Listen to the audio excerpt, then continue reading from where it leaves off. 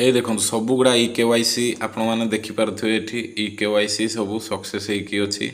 ଏଇଟା ଦେଖନ୍ତୁ ସବୁ ସକ୍ସେସ୍ ହେଇକି ଅଛି, କିଛି ପେଣ୍ଡିଂ ହେଇକି ଅଛି। ଏଇ ଜୟ ଜଗନ୍ନାଥ ସାଙ୍ଗମାନେ, ମୁଁ ଆପଣମାନଙ୍କୁ ଆଉ ଗୋଟେ ଭିଡ଼ିଓରେ ୱେଲକମ୍ କରୁଛି। ତ ସାଙ୍ଗମାନେ ଆଜି ଦେଖିବା ଆମର ଯେଉଁ ସୁଭଦ୍ରା ଯୋଜନାରେ ବର୍ତ୍ତମାନ କିଛି ହିତାଧିକାରୀଙ୍କୁ ଯେଉଁ ଖବର ମିଳୁଛି କି 2000 ହିତାଧିକାରୀଙ୍କ ରିଜେକ୍ସନ୍ ଆସିଯାଇଛି। ତ ବହୁତ ଲୋକ ଦ୍ୱନ୍ଦ୍ୱରେ ଅଛନ୍ତି କି କ'ଣ ଆମର ରିଜେକ୍ସନ୍ରେ ଅଛି କି। ତ ମୁଁ ଆପଣମାନଙ୍କୁ କହି ରଖୁଛି ଏଇ ମଧ୍ୟରେ ଯେଉଁମାନଙ୍କର ଯେଉଁଟା ଡିବିଟି ସିଡ଼ିଂ ଯଦି ଖାତା ସହିତ ଓକେ ନଥିବ, ମାନେ ଆମର ଗଭର୍ଣ୍ଣମେଣ୍ଟ ଯାହା ବି ପେମେଣ୍ଟ ପଠାନ୍ତି ଡାଇରେକ୍ଟ ବେନିଫିଟ୍ ଟ୍ରାନ୍ସଫର୍ ମୋଡ଼୍ରେ ପଠାନ୍ତି। ଯଦି ଆପଣଙ୍କ ଖାତା ସହିତ ଡିବିଟି ସିଡ଼ି ନଥିବ, ମୁଁ ଭିଡ଼ିଓ ବନେଇ ଦେଇଛି ଅଲରେଡ଼ି, ଆପଣ ଡିବିଟି ସିଡ଼ି ଅଲରେଡ଼ି ଦେଖି ନିଅନ୍ତୁ। ଡିବିଟି ସିଡ଼ି ଯଦି ନଥିବ ତାହେଲେ ଆପଣ ଜଲ୍ଦି କରାନ୍ତୁ ଆପଣଙ୍କ ଡିବିଟି ସିଡ଼ି।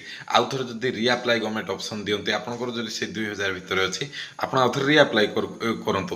ଆଉ ଅନ୍ୟଥା କିଛି ଭୟଭୀତ ହେବା ଦରକାର ନାହିଁ। ଆପଣଙ୍କର ନାଁ ନାହିଁ, ମୁଁ ମୋ କମ୍ପ୍ୟୁଟର ସ୍କ୍ରିନ୍ରେ ଦେଖାଇଦେବି ସମସ୍ତଙ୍କର ସକ୍ସେସ୍ ଅଛି। ଆଉ ତାଙ୍କ ଆଧାର ଆଉ ଥରେ ମାରିଲା ବେଳକୁ ଆପ୍ଲିକାଣ୍ଟ ଅଲରେଡ଼ି ଏକ୍ଜିଷ୍ଟ ଲେଖୁଛି, ଯେଉଁମାନଙ୍କର ଇ କେୱାଇସି ସକ୍ସେସ୍ ହେଇଯାଇଛି। ତେଣୁକରି ଆପଣମାନେ ଡରିବାର କିଛି ନାହିଁ ବନ୍ଧୁମାନେ।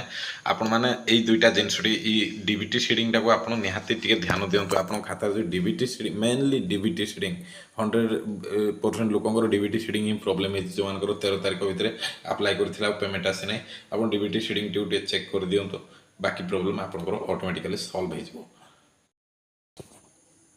এই ଦେଖନ୍ତୁ ସବୁଗୁଡ଼ା ଇ କେୱାଇସି ଆପଣମାନେ ଦେଖିପାରୁଥିବେ ଏଠି ଇ କେୱାଇସି ସବୁ ସକ୍ସେସ୍ ହେଇକି ଅଛି।